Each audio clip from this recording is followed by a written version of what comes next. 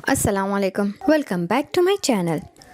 मई 2013 में मैंने जापान के शहर योकोहामा में कदम रखा। शुरू के कुछ दिन तो बहुत अजीब से लगे, नई जगह नए माहौल में एडजस्ट होने में टाइम लगा, लेकिन जैसे जैसे वक्त गुजरता गया मुझे जापान बेहद पसंद आने लगा। अब तक जितने भी कंट्रीज़ में मैं रही हूँ या मेरा आना जाना हुआ है उनमें जापान मुझे सबसे ज़्यादा पसंद है। और ये सिर्फ मेरा कहना नहीं है, जो लोग जापान में पहले रह चुके हैं वो जब भी किसी दूसरे कंट्री में रहते हैं तो उनका यही कहना होता है कि जापान इज़ द बेस्ट। इसकी एक नहीं बहुत सी वजह हैं, बहुत सी बातें हैं जो मैं जापान के बारे में आपसे शेयर करना चाहती हूँ, आपको अपने एक्सपीरियंसेस बताना चाहती हूँ। तो शुरू करते हैं सबसे पहले इसकी हिस्ट्री से। जापान का दूसरा नाम निप्पॉन या निहोन है, जिसका मतलब होता है लैंड ऑफ राइजिंग सन। सूरज सबसे पहले यहीं पे निकलता है। जापान में इंसानों की रहाइश के आसार 30,000 BC के वक्त के भी पाए गए हैं, यानी कि प्री हिस्टोरिक पीरियड के। पर पहली रिकॉर्डेड तारीख जो पाई गई है वो चाइनीज सोर्स के मुताबिक 1st सेंचुरी की है। दूसरी तीसरी सदी में जापान के बहुत सारे कबीले और रियासत हुआ करते थे, लेकिन चौथी और 9वीं सदी के दरमियान जापान की ये सारी रियासत और कबीले एक मरकजी हुकूमत के अंदर जमा होने लगे, जिसको एक राजा या रानी कंट्रोल करते थे।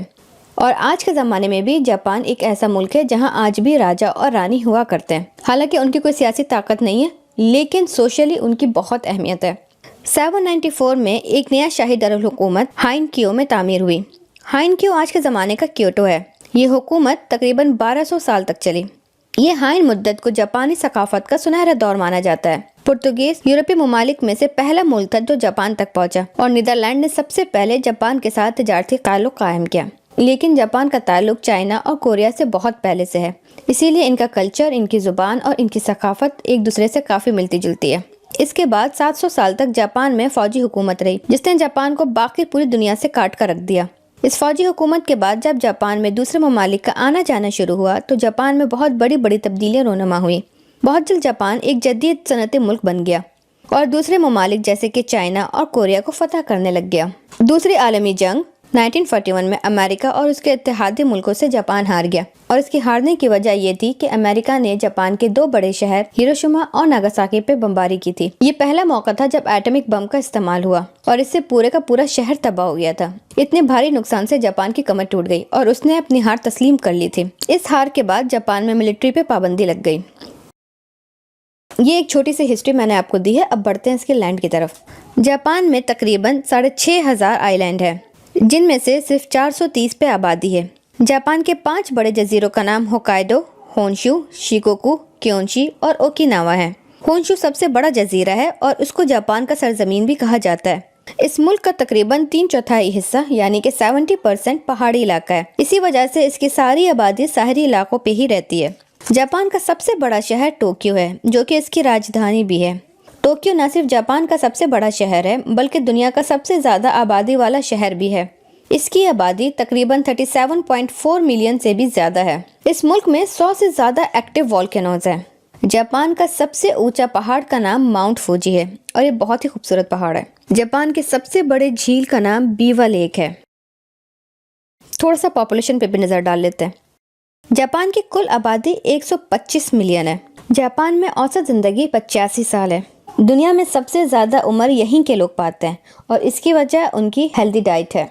जापान में 50,000 से ज़्यादा लोग 100 साल से ज़्यादा उम्र रखते हैं। इसका मतलब ये है कि बूढ़े लोगों के एतबार से जापान दूसरे नंबर पे आता है। जापान उन 21 मुल्कों में शुमार होता है जहां आबादी मुसलसल कम हो रही है, क्योंकि यहाँ बच्चे बहुत कम पैदा होते हैं। हर 1000 लोग पे सिर्फ 8 बच्चे पैदा होते हैं। इस बात का अंदाज़ा इस चीज़ से लगा लें कि इंडिया में 21 बच्चे पैदा होते हैं 1000 लोगों में।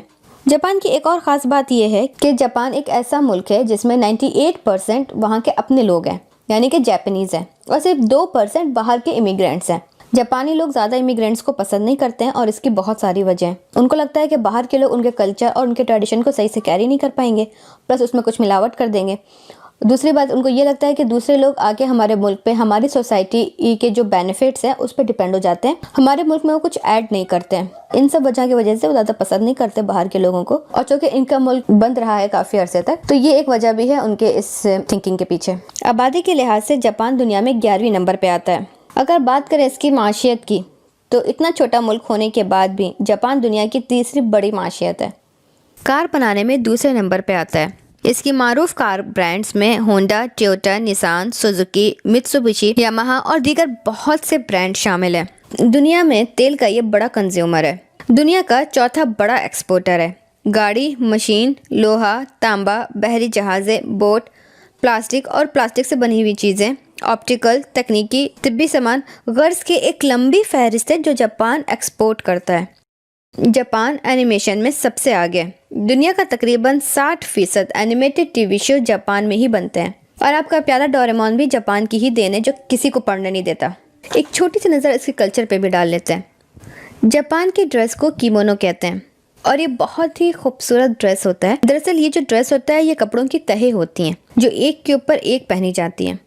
इस तरह की ड्रेसेस मैंने आमतौर पे लोगों को वहाँ पहनते हुए नहीं देखा है, बहुत रेयर हो गया ये, लेकिन किसी खास मौके पे ये लोग अपना ट्रेडिशनल ड्रेस ही पहनते हैं। जापानी लोगों का मजहब शिंटो और बुद्धिज्म है। जापान में बहुत सारे बुद्धिस्ट टेम्पल हैं। हर म्यूनिसिपैलिटी के अंदर कम से कम एक टेम्पल है। बड़े शहर जैसे कि टोक्यो में तो तकरीबन 2000 मंदिर हैं।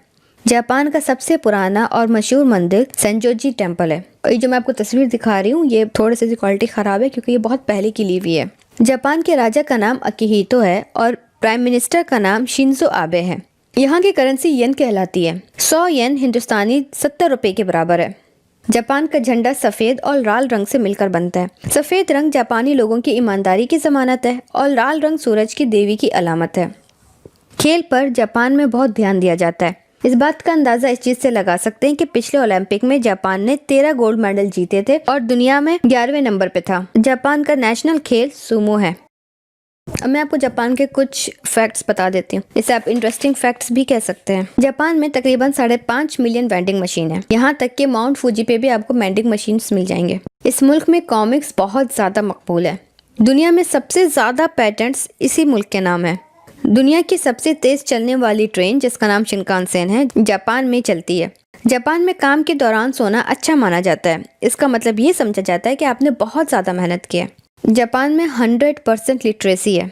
एक अजीब चीज़ जो मुझको जापान की लगी वो ये है कि जो कि बच्चे वहाँ बहुत कम होते हैं इसलिए जापान में कुत्ते रखने की रिवायत बहुत ज़्यादा है और जापान में बच्चों से ज़्यादा कुत्ते रहते हैं और बच्चों की ज़रूरतों की दुकान से ज़्यादा कुत्तों की ज़रूरतों की दुकान है। एक और इंटरेस्टिंग बात यह है कि चूंकि जापान का 70% पहाड़ी है इसलिए जापान के बहुत सारे शहर और जमीनें रिक्लेम्ड है। रिक्लेम्ड उस जमीन को कहते हैं जो झील, समंदर या दरिया को भर के बनाई जाती है। रिक्लेम्ड सिटी में योकोहामा और वकायामा मरीना सिटी मशहूर है।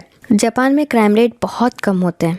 इतनी ज़्यादा तरक्की याफ्ता मुल्क होने के बाद भी जापान में खुदकुशी बहुत आम है। पिछले साल 2019 में जापान में तकरीबन 5000 लोगों ने खुदकुशी की थी। जापान के हर घर में एंट्री के बाद 6 इंच फ्लोर उठा के बनाया जाता है। ये इस बात का इंडिकेशन होता है कि यहाँ पे आपको जूते उतार देने और घर के चप्पल पहन लेने। जापानी लोग आर लफ्ज़ को नहीं बोल पाते हैं। अगर आपका नाम है रोनाल्ड मैकडोनल्ड तो वो हो जाएगा डोनाल्ड मैकडोनल्ड। मछली खाने में जापान सबसे आगे है। दुनिया की सबसे ज़्यादा महंगी टूना मछली जापान में बिकी और ये ऐसा मुल्क है जो हद से ज़्यादा साफ रहता है। चाहे आप किसी भी इलाके में चले जाएं, गांव, शहर, कितनी भीड़ भाड़ वाला इलाका हो, वो शहर हमेशा साफ रहता है क्योंकि ये लोगों के अंदर इनबिल्ट है। बच्चों को शुरू से ही सिखाया जाता है अपने घर के साथ साथ बाहर की भी सफाई करने का। इसलिए जापान में आपको सफाई कर्मचारी नहीं मिलेंगे। जापान में स्क्वायर वाटरमेलन बनाए जाते हैं ताकि उसको स्टोर करने में आसानी हो। जापानी ट्रेन दुनिया की सबसे ज़्यादा वक्त की पाबंद ट्रेन है। इसकी एवरेज ताख़ीर जो होती है वो 18 सेकंड की होती है। और एक सबसे मजे की बात मैं आपको ये बता दूं, 4 नंबर जापान में अपशगुन माना जाता है। 4 नंबर को जापानीज में शी कहते हैं जिसका मतलब होता है मौत। इसलिए कोई भी घर जापान में आपको 4 मंजिला नहीं दिखेगी। इसके अलावा हॉस्पिटल, होटल, इंडस्ट्री कहीं पे भी 4 नंबर का फ्लोर, 4 नंबर का रूम आपको नहीं मिलेगा। वीडियो बहुत लंबा हो रहा है इसलिए सबसे आखिरी फैक्ट मैं आपको ये बता दूं, वर्किंग आवर्स में ट्रेन इतनी पैक होती है कि उसको बंद करने के लिए ट्रेन अटेंडेंट्स की जरूरत पड़ती है। धक्का देकर ट्रेन अटेंडेंट्स उस ट्रेन को बंद करते हैं। ये वीडियो जो कि बहुत लंबा हो रहा है इसलिए बाकी के फैक्ट्स और बाकी के नॉलेज इंशाल्लाह मैं फिर कभी अपनी वीडियो में बनाऊंगी। मिलती हूँ आपको अपने नेक्स्ट वीडियो के साथ। जब तक के लिए अपना ख्याल रखें। अल्लाह आपका हामी और नासिर हो। अल्लाह हाफिज़।